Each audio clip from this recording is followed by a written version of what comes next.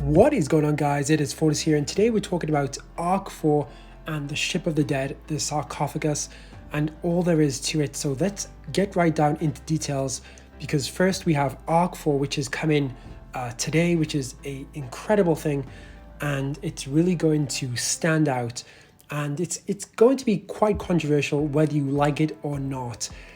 So all the content in this video was taken from the developers. So there is that to keep in mind, but we're going to go over the sarcophagus, new officers, and of course, everything that is included in Arc 4. So stay tuned for this. It is going to be super interesting, and I can't wait to discuss these things with you. So let's dive right into this. This is Arc 4. Really looking forward to this. Okay, so we have a whole bunch of cool things, but I want to get the ship of the dead, sarcophagus, off the chest right now, because this is when fighting on a TC node during a takeover, weapon damage is increased by an incredible percentage point.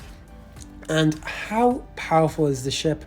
Well, it is truly incredible. So I'm going to show this all to you in a moment. But first, I want to talk about officers. So the first officer we have up is Emperor Georgiou, Neutral Terran Empire, and her captain maneuver is, I can't even pronounce this, Imperator Attack. So this is minus 100% to the opponent's officer defense. So this is an incredible ability. And of course, her second ability is Bombardment. So rise in power to shots fired. So as you go in each round, it increases. So this is an incredible, useful officer, but Emperor Georgiou is of course very similar to Lorca, which I'm going to show you in a minute. But Emperor Georgiou, again, captain maneuver, imperial attack, minus 100% to officer defense, and the second ability, bombardment, plus double plus to shots fired. So again, Emperor Georgiou could be really useful to you, but are you going to, invest in her? I don't know. So let's go to our second officer, Captain Tilly. So she's, of course, of the Terran Empire, and her captain maneuver is Ruthlessness, 50% of defense to piercing values. So this could be quite interesting to you too. And her second officer ability, Sadistic, the percentage of health goes to mitigation values. So if you take mitigation values into account, then you are really going to appreciate Captain Tilly. Now, Captain Tilly, of course, she's definitely one of my favorites in Star Trek Discovery, and I'm pretty impressed with, at least 50% of defense to piercing values, because if you really value piercing with your ships and hull breaches, then this is going to be super interesting to your game, whether you're using an auger, whether you're using a black jellyfish. So definitely take this into account. And I want to show you real quick the stats for, of course, Captain Tilly, because these are pretty interesting too. So right out of the gate, minus 50% of defense goes to piercing values. And you can see here all of the stats. So this is pretty cool too. And again, I want to show you, of course, Emperor Georgiou's stats. So again, right out of the gate, this is what you're going to get. And as she rises with value, she is going to be pretty incredible officer. But I want to know what you think. What do you think of the Discovery officers? Because while I'm impressed with them, I'm not totally impressed.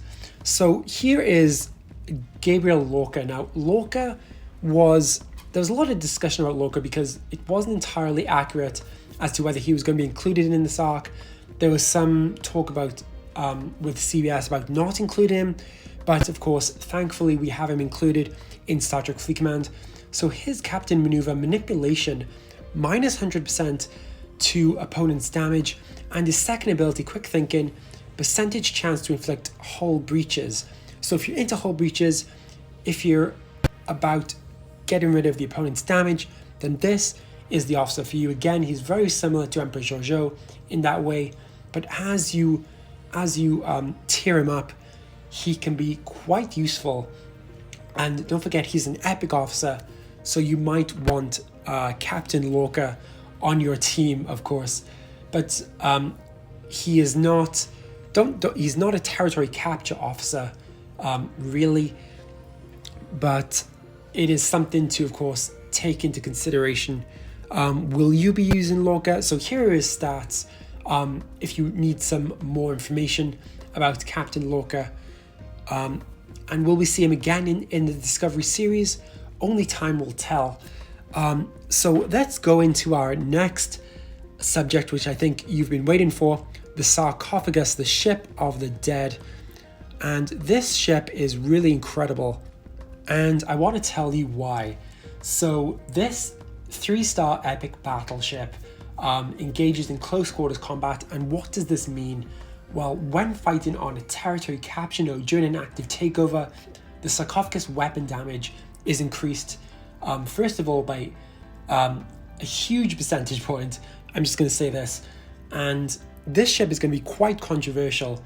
And why is it controversial? Well, it can totally destroy potentially a Kelvin. So if you've invested in the USS Kelvin, be warned, because this ship is coming for you, especially during territory capture. So remember, this is an event ship. This is only for territory capture. Its abilities, its main ability, does not work outside territory capture space. But if you tear this ship up, and it goes up to tier 12, by the way, it goes up to tier 12, and it can really take on the USS Kelvin, Black Jellyfish. It goes up to tier 12, and its abilities are absolutely incredible. Tier 12, by the way, its max warp distance is 100. So this has opened up a whole conversation as to whether territory capture will be taking place in deep dark space. Because if it's warp 100, what is the use for the ship at tier 12 with warp 100? So again, this ship is going to be incredibly powerful, but only if you tear it up. And we're going to be going over what you need to tear it up with in a second, but I just want to look at this ship one last time because it's absolutely incredible. It is not a faction ship, so it is not locked to any specific faction, but the price, you are not going to believe the price, and you're going to be you may be angry about this. It is actually going to cost $300 right out the gate, just to get the blueprints. Don't forget, just to get these blueprints, it's going to cost $300. So people are not going to be happy about this, but it will be free after 3 to 4 months. So there is that. I'm not happy about it. I think, along with other CCs, that it should have been included in the battle pass, the blueprints at least. But that is, as time will tell as to what this comes up to. So what kind of currency do you need to upgrade and repair this Sarcophagus ship? Well, you need a substance called Beckonite, which is the repair currency, and you better make sure you have enough, because if you do not, then this ship, if it's damaged, will be sitting in your dock. This $300 ship will be sitting in your dock and you'll be able to do nothing. And the second resource is Duranium. So Duranium is used to upgrade your ship starting at tier 3. And in order to get Duranium, you have to unlock the service in one of the territories that you own. So in this video, I will be going over territories, but I just want to get this out of the way. So tier 7, to get this to tier 7, you have to be ops level 37. To get it to tier 8, you have to be ops level 40. To get it to tier 9, you have to be ops 41.